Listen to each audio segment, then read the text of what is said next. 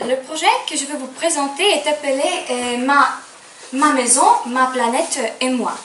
L'actualité de ce problème est vraiment actuel parce que et peut-être ce problème restera actuel pour toujours parce que notre maison, notre terre est notre maison. Et on doit le protéger, on doit faire tout ce qu'on est possible. On doit apprendre aux élèves d'être éco-responsables pour vivre en parfaite harmonie avec la nature. On sait que quelque part en Afrique, les gens font des efforts pour trouver l'eau et nous gaspillons. Parce que nous avons tous les conforts modernes et c'est pourquoi je crois qu'il faut apprendre nos élèves à d'être éco-responsables, éco-citoyens, d'économiser l'énergie et de trouver toutes les solutions possibles. Voilà, c'est le problème et son actualité. Tout d'abord, il faut savoir qu'est-ce que c'est un éco-habitant. Et ce problème, cette question, le professeur et les élèves travaillent sur ce problème et cette question avec ces élèves. Voilà, les auteurs de ce projet sont les élèves et le professeur. Ils travaillent ensemble parce que professeur, pas seulement une personne qui transmet les savoirs, c'est ton ami et c'est ton assistant en même temps. Les élèves qui prennent part au projet, ce sont les élèves qui sont en 10e classe. Le type du projet est de recherche. C'est un projet durable, 2 mois. Et nombre de participants, c'est un projet collectif parce que tous les élèves de la classe travaillent sur ce projet. Voilà, les objectifs de ce projet est de familiariser les élèves avec les problèmes écologiques, parce que je crois que c'est très important et ils doivent être éco-citoyens, comme j'ai déjà dit, et sensibiliser les élèves au thème, au sujet qui touche vraiment beaucoup de gens et qui touche pas seulement les élèves, mais les gens. Il faut développer la capacité de prise en charge, d'être responsable de tout ce qu'on fait et d'être responsable de son rôle dans le groupe. Et devenir un apprenant pour la vie, parce que selon la conception d'une nouvelle école ukrainienne, les élèves doivent apprendre tout au long de la vie. C'est une compétence vraiment importante. Grâce au projet, ils vont apprendre à travailler en groupe, partager et respecter les pensées des autres et prendre en compte leur point de vue. Tâche visée est cultiver une culture éco-responsable et créer en dépliant astuces pour éco-citoyens dans un éco-habitant. Voilà. Ce projet, c'est le déroulement d'un projet. Il se compose de 5 étapes. Chaque étape est vraiment importante. La première étape est appelée sensibilisation au thème. Dans cette étape, les élèves...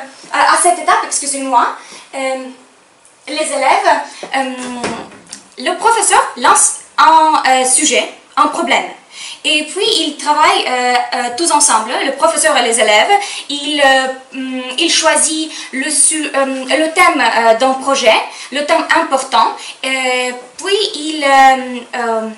ils ont beaucoup d'idées et ils votent pour la meilleure idée. Voilà. La deuxième étape, c'est planification d'un projet. Cette étape est vraiment importante. À cette étape, le professeur et les élèves rappellent les objectifs principaux et ils partagent des rôles et des responsabilités. Il y a 4 groupes, 4 équipes: écologistes, illustrateurs, sociologues et ingénieurs. Je pense que les groupes sont vraiment importants dans ce projet. Écologiste, il cherche l'information différente sur l'environnement. Il étudie les impacts de l'homme sur l'environnement et la nature. Illustrateur, vous savez, dans chaque classe, il y a les élèves qui ne se débrouillent pas bien, mais ils sont vraiment talentueux, ils sont forts en art plastique et ils veulent prendre part au projet. Et à l'aide de ces élèves talentueux, ils peuvent être illustrateurs, ils peuvent illustrer en dépliant, d'autres choses comme ça, ou peut-être ils peuvent rédiger en vidéo.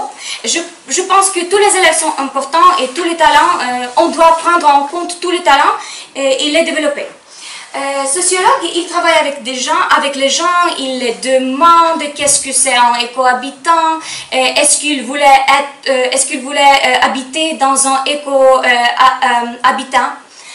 Voilà, et ingénieurs, ce sont les personnes qui trouvent aussi l'information différente sur les matériaux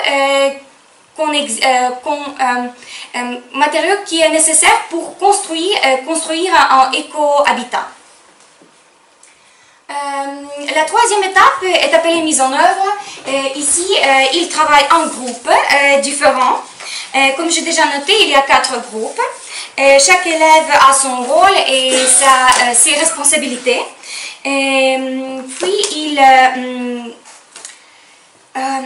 ici, à cette étape, il élabore en dépliant.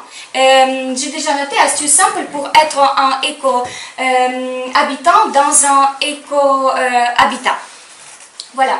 La quatrième étape, présentation du produit final. À cette étape, le travail est terminé. Les élèves et le professeur présentent son projet au public. Et il aussi poste ce dépliant sur Internet, Instagram, Facebook et d'autres réseaux sociaux. Je pense que c'est vraiment très très efficace pour promouvoir n'importe quel produit.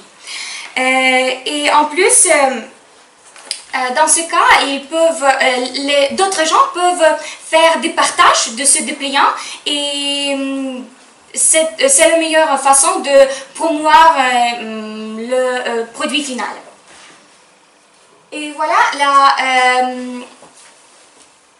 l'étape finale est évaluation et réflexion. Cette étape finale, mais aussi très très importante.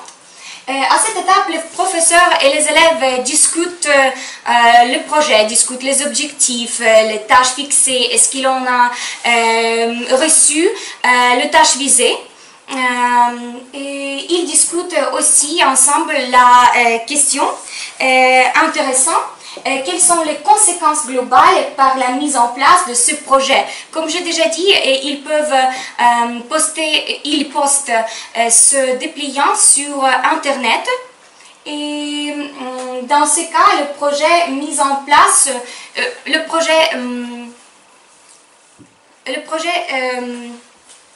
comme pas flotte, mais le projet peut être promouvoir autour du monde.